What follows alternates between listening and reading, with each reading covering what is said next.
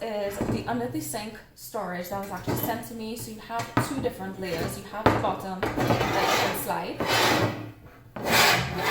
So you can slide either way that you want it. And then you have the top part so that you have like a little extra storage. Now there are two screws that you're going to put actually on these two pieces just to keep the top, once you add things, it's going to get heavy, so just to keep this in place.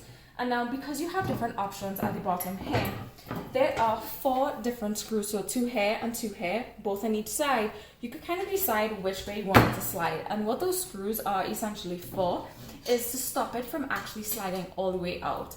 Because once you're sliding it out and you have stuff in here, you don't want it to actually topple over. So you just need to secure it in place. So now with this, once you pull, it stops. It doesn't slide all the way out.